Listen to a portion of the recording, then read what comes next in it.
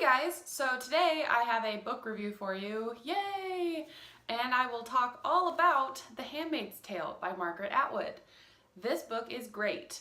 At the very end of this video I will be talking about spoilers, but I will put a giant banner that says spoilers. If you haven't read it, just click through that. But that's not yet, that's at the end. So this way, people who've read it, we can kind of like have a back and forth about it. And those who haven't read it, maybe I will get you to read it. That sounds very controlling. You have freedom. You can do whatever you want. But actually, you really should read this book. So, first off, this is a dystopian book, kind of. It's in a future, not so far away future, where the human race is unable to reproduce really very well anymore because of radioactive materials and the chemicals and blah blah blah. Women can't, and or men, are becoming more sterile and unable to have children. So a society called Gilead was created in order to basically cater towards getting human children. So it's very 1984 style. There's like a higher level of very small amount of people controlling the masses, etc. Very dystopian. So the interesting part though is that the commanders or high-ranking men are married and they have wives with a capital W. But if those wives are unable to have children, which most of them are not, they are given a handmaid whose entire responsibility is, yes, you guessed it, to get pregnant. So there you go. That's your non-spoiler context for you. So we read it from the point of view of one of the handmaids, Offred, or of Fred. Every single handmaid, their name is O-F, and then the guy's name, the commander's name. So she's Offred or of Fred. So Fred is her commander, supposedly.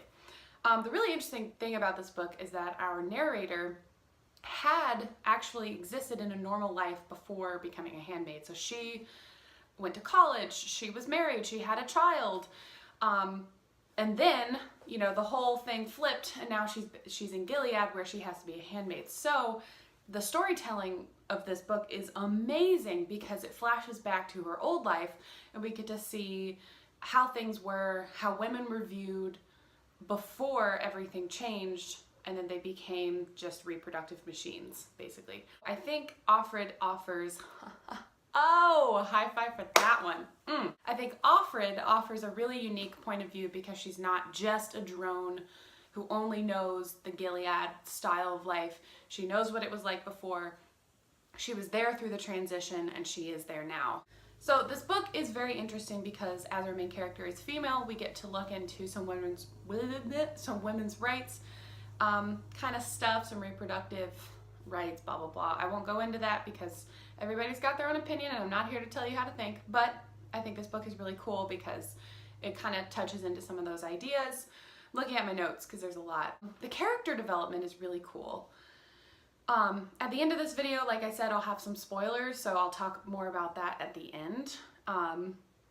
We'll move on to, this book has been made into a series on Hulu, so I would recommend reading it before you see it. I always recommend that because typically the book is better, but I think this book read very much like a screenplay. I could see and feel a lot of the things that happened in this, so I would definitely recommend reading it first just to see if they brought out some of the things that are so vivid in this book to the show. There was not a boring part to this book whatsoever. I thought it was very well paced. It read very quickly.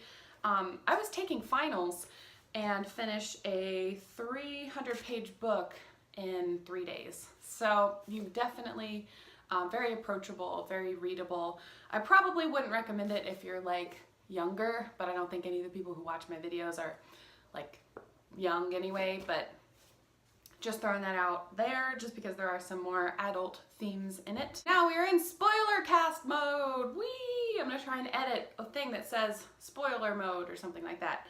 Okay, so the ending of this book, hopefully you've clicked away by now if you haven't read this book and want to. The ending where Offred has been told on, I guess, and she is collected by the police of Gilead and she's taken off, and then the book just ends. So we don't really know until you've read the prologue what has happened to her. Was she saved? Was she put into the Women's Underground Railroad? We don't really know, except then we have that really cool afterword, or the prologue, where it's fast forwarded to like 2190, like the year 2190, and we can see that The Handmaid's Tale, this was spoken by Offred into, and then made into cassette tapes. So this future, like 200 years away, I did the math wrong, but I don't really know what year this is, so just approximately 200 years in the future, they got The Handmaid's Tale as told by a handmaid. So how was she able to do that? Was she, did she sneakily do that in prison? Was she released and then picked up again by the ministry before? I keep calling them the ministry, I'm not actually sure what they're called in the book. Towards the end of the book, we've seen that Offred has been breaking some rules, obviously. And we see that it went from the normal, like, oh, let's overthrow this government, let's be free, let's, you know, be rebels. She starts to just put her head down and she starts to just go into survival mode. I think she even kind of says something like that in the book, where she just wants to, you know, she won't break any more rules, she just wants to survive. Which I think is like, you don't really see that maybe in dystopian novels. I think 1984 kind of had something like that. But anyway, I'm getting sidetracked. The point is, I thought it was really interesting how she pretty much let go of everything that made her a human being. And, you know, she was hanging out with Nick, because she just needed that human touch. And then when she sees at the end that she's in trouble, she agrees to just forfeit all of her humanity just to stay alive, which I thought was really cool. I also thought it was cool how this book made you think about what is the cost of the survival of the species. You know, what would happen if we really couldn't reproduce anymore, and except for like a 1% chance or something? What would you do to keep the human species alive? Like, what would you give up? Would you sacrifice women as a whole to become just carriers to continue the survival of the species? I don't know. Obviously, like, I don't agree with this as a model for what we would do if humans couldn't reproduce anymore, but I think it does make you think about what is right and wrong in terms of the survival of the species. Okay, so that was a lot of stuff.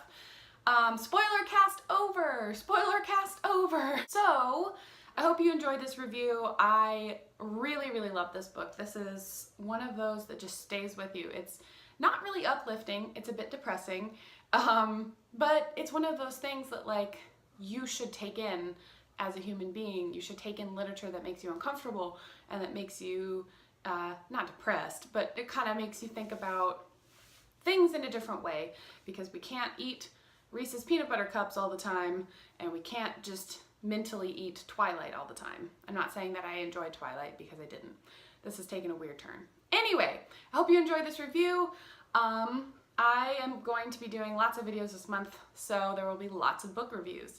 Also, I am currently rereading again A Clockwork Orange, so look out for that video soon, because I also have a lot to say about that book. Okay, well, I hope you all have great weeks and days and months and years and lifetimes.